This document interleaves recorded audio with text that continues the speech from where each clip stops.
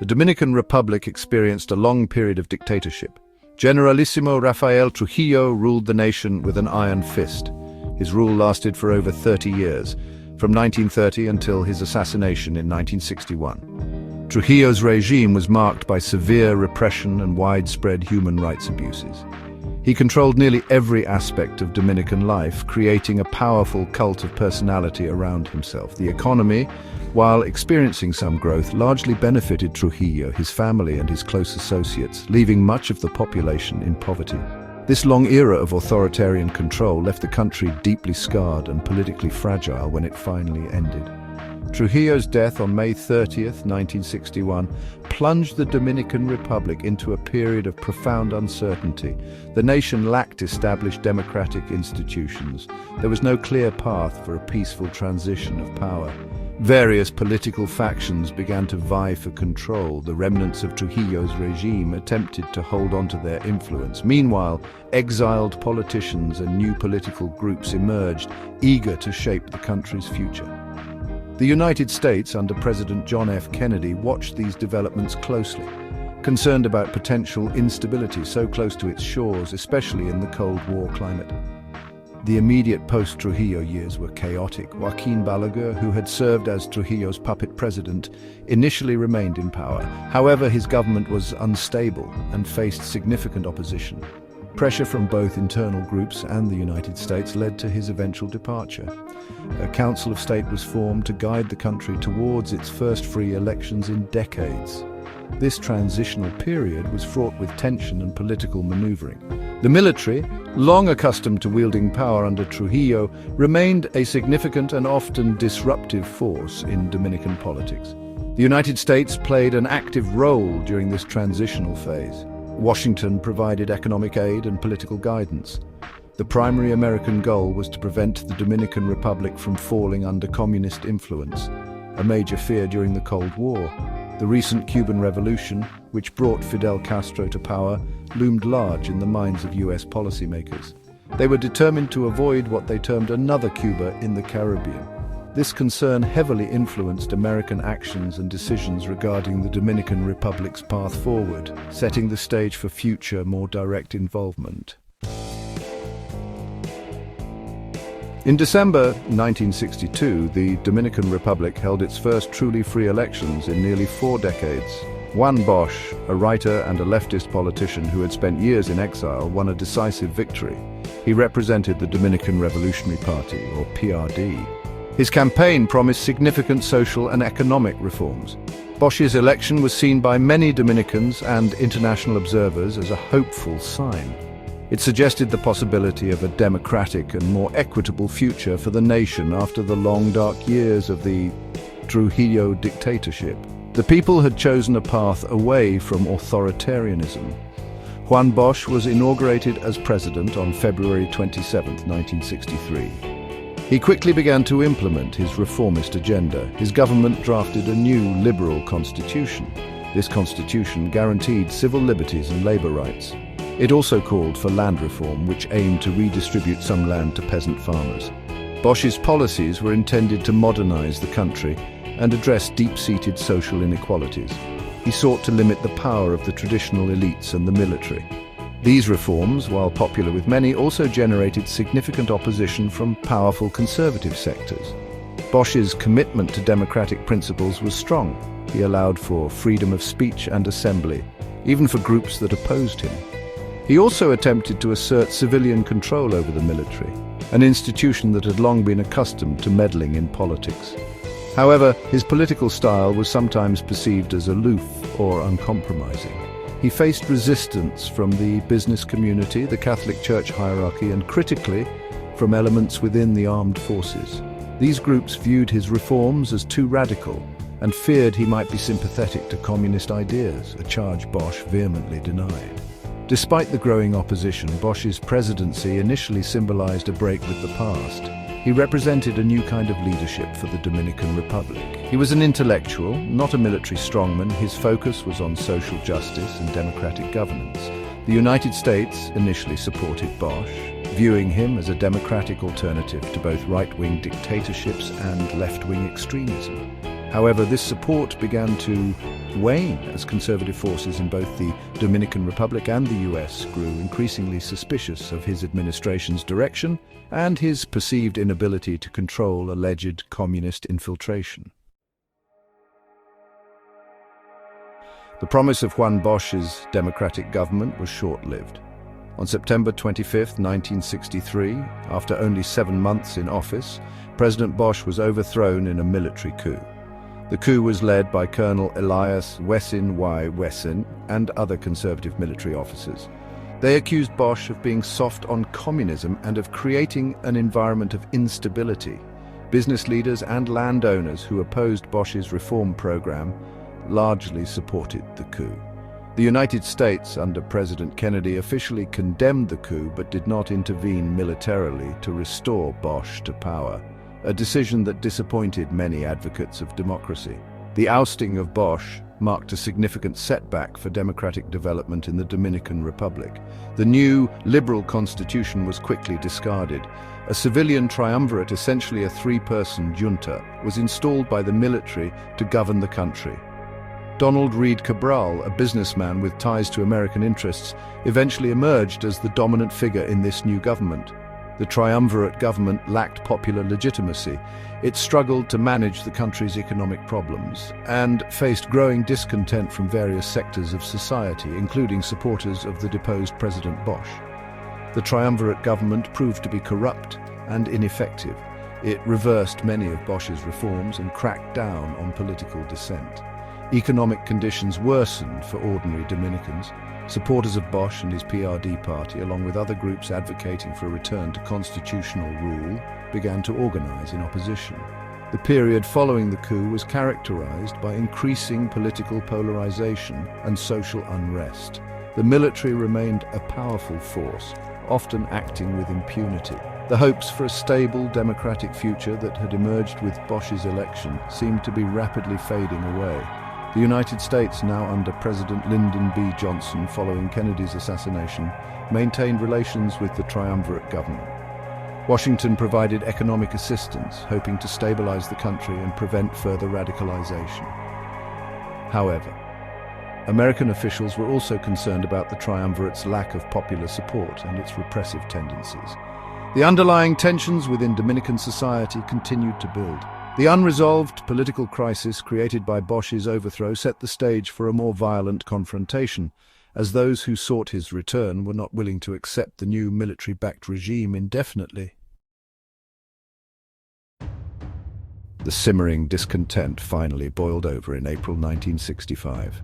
On April 24, 1965, a group of young, reform-minded military officers and civilian supporters of Juan Bosch launched a rebellion.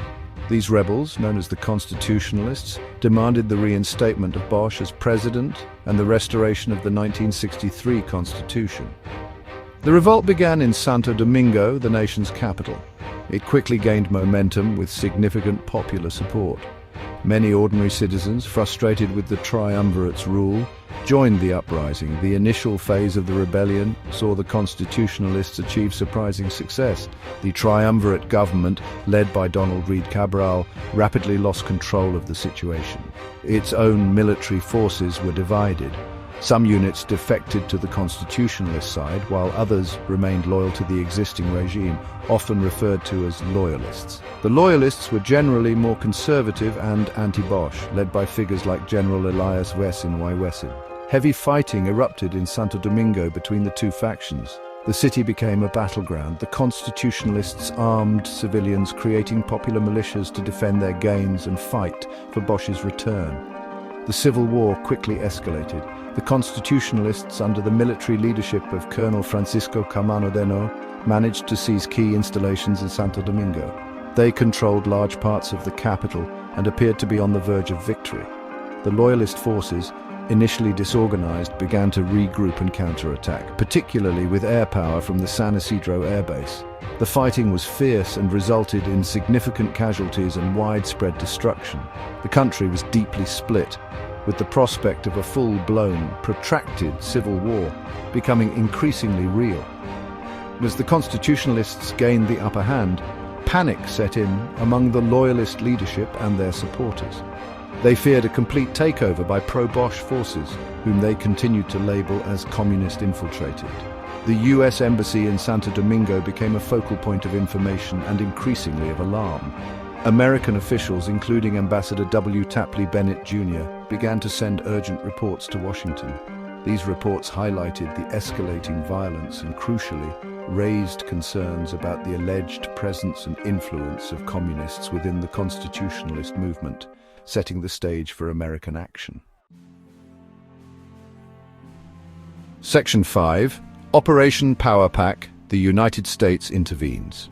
Faced with the escalating civil war and reports of potential communist influence, US President Lyndon B. Johnson made a swift decision. On April 28, 1965, he ordered the deployment of US Marines to the Dominican Republic. The initial public justification for this intervention, codenamed Operation Power Pack, was the protection and evacuation of American citizens and other foreign nationals trapped by the fighting. Approximately 400 Marines were initially sent ashore. This was the first overt US military intervention in a Latin American country in decades, and it immediately sparked controversy.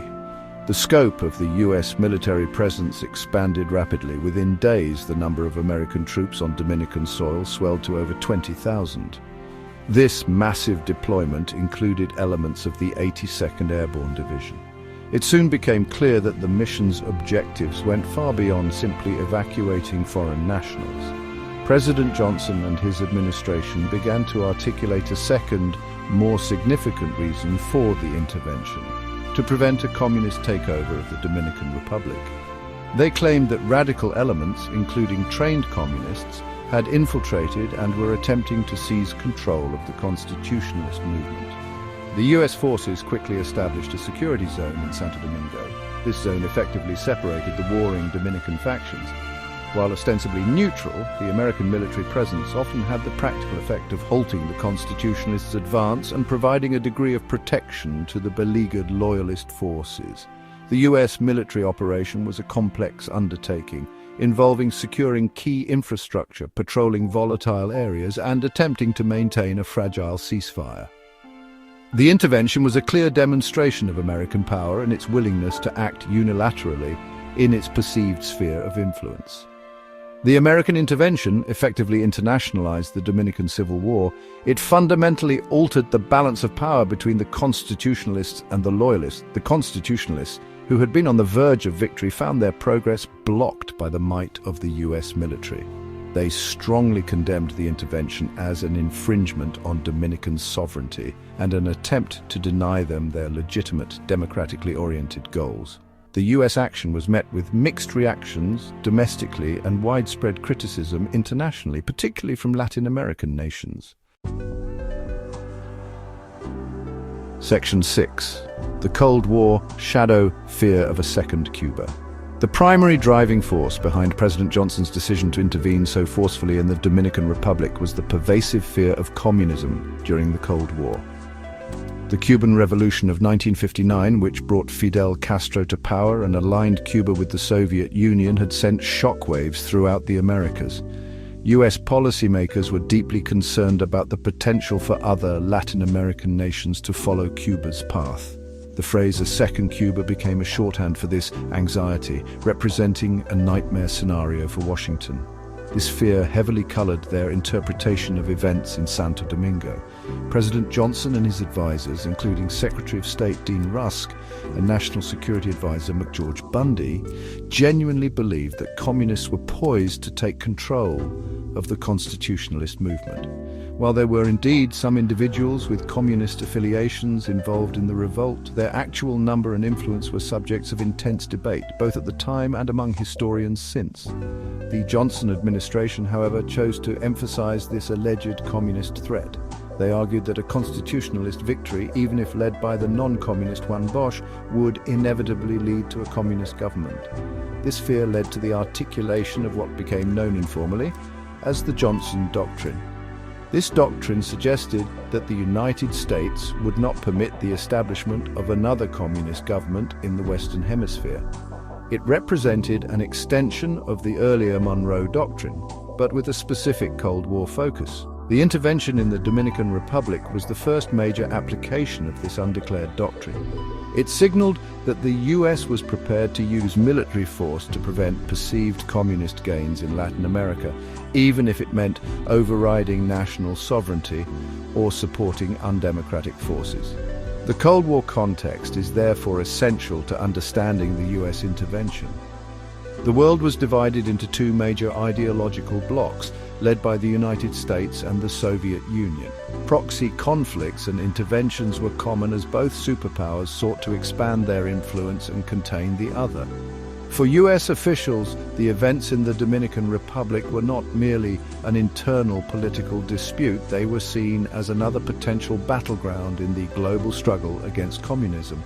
This perspective, while perhaps understandable within the era's prevailing mindset, led to actions that had long-lasting negative consequences for US-Latin American relations. Section 7, International Reactions and the Inter-American Peace Force. The unilateral US intervention in the Dominican Republic provoked widespread international condemnation.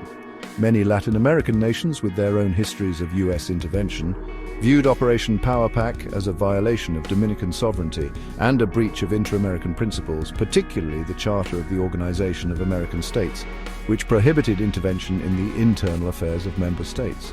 Even some US allies in Europe expressed unease about the scale and justification of the American action. The Soviet Union and its allies predictably denounced the intervention as an act of American imperialism. To legitimize its presence and share the burden of peacekeeping, the United States sought the involvement of the Organization of American States. After considerable US diplomatic pressure, the OAS voted on May 6, 1965 to create an Inter-American Peace Force, or IAPF. This force was tasked with helping to restore order in the Dominican Republic and facilitating a peaceful resolution to the conflict. The IAPF was technically a multilateral force, but it was overwhelmingly dominated by US troops. Brazil contributed the next largest contingent, with smaller contributions from a few other Latin American countries like Honduras, Paraguay, Nicaragua, and Costa Rica. The formation of the IAPF did little to quell the controversy. Many critics saw it merely as a multilateral fig leaf for what was essentially a US occupation. The constitutionalists in particular viewed the IAPF with deep suspicion, believing it was designed to prevent their return to power and to impose a solution favorable to US interests. The presence of troops from countries ruled by right-wing dictatorships such as Paraguay further undermined the IAPF's credibility as a neutral peacekeeping body.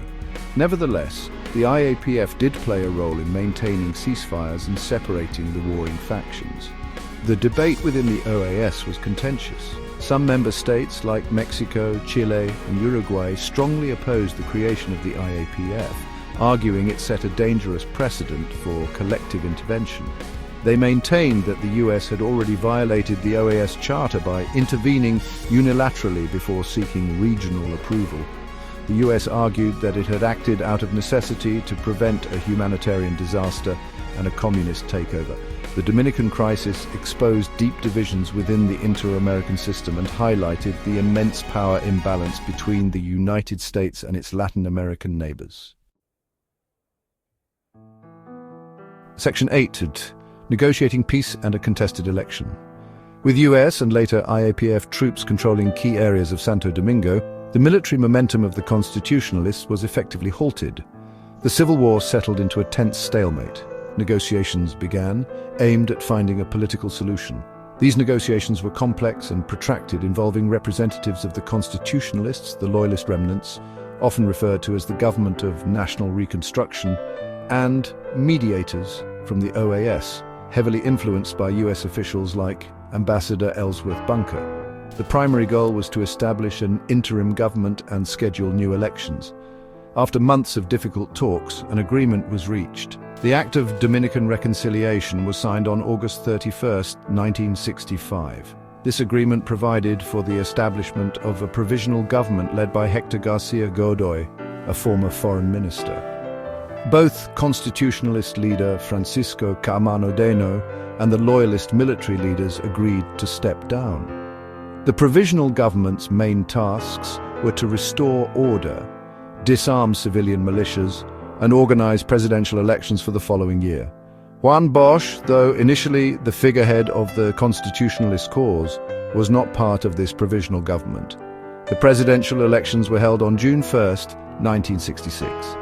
The main candidates were Juan Bosch, representing the PRD, and Joaquin Balaguer, a conservative politician who had served under Trujillo, but had since distanced himself from the dictator's worst excesses. Balaguer, representing the Reformist Party, ran a campaign focused on peace and stability, subtly benefiting from the presence of US and IAPF forces that maintained order. The electoral environment was still tense, and many Bosch supporters felt intimidated or believed the conditions were not truly free and fair. Joaquin Balaguer won the 1966 election with a significant majority. Juan Bosch and his supporters alleged irregularities and claimed the election was influenced by the ongoing foreign military presence and the climate of fear. However, most international observers, including those from the OAS, deemed the election generally acceptable under the circumstances. Balaguer's victory marked the end of the immediate crisis. The IAPF gradually withdrew, with the last US troops leaving in September 1966. Balaguer would go on to dominate Dominican politics for much of the next 3 decades, providing stability but also facing accusations of authoritarian tendencies. Section 9. Legacy of Intervention, Lasting Impacts on the Dominican Republic and US-Latin American Relations. The 1965 US intervention had profound and lasting consequences for the Dominican Republic. While it did end the Civil War and lead to a period of relative political stability under Joaquin Balaguer, this stability came at a cost. The intervention effectively thwarted the goals of the constitutionalist movement, which had sought to restore the democratically elected Bosch and implement progressive reforms. Balaguer's subsequent long rule, while economically pragmatic in some respects, was also characterized by political repression, particularly in its early years, and a slow pace of democratic deepening. Many Dominicans continued to resent the foreign interference in their internal affairs. For US-Latin American relations, the intervention was a significant setback. It revived memories of earlier US armed interventions in the region, such as those in Nicaragua and Haiti. Many Latin Americans saw it as a clear example of Yankee imperialism and a disregard for national sovereignty and the principle of non-intervention. The Johnson Doctrine and the fear of another Cuba justification were viewed with skepticism and anger across much of the political spectrum in Latin America. This damaged the credibility of the United States as a partner for democratic development and reinforced perceptions of US hegemonic ambitions. The intervention underscored the complexities and contradictions of US foreign policy during the Cold War. The stated US goal of promoting democracy often clashed with its overriding concern about preventing the spread of communism. In the Dominican case, the US intervened against a movement that aimed to restore a democratically elected president, ostensibly because of fears that communists might co-opt that movement. This led to accusations that the US preferred stable anti-communist dictatorships or conservative governments over potentially unstable, even if democratic, leftist ones. This perception would continue to strain US relations with many Latin American nations for years to come. In the broader context of the Cold War, the Dominican intervention of 1965 served as a stark reminder of the US determination to maintain its dominance in the Western Hemisphere. It demonstrated that the US was willing to use significant military force to achieve its geopolitical objectives, even if it meant alienating allies and undermining its own professed democratic ideals. The long-term effects included a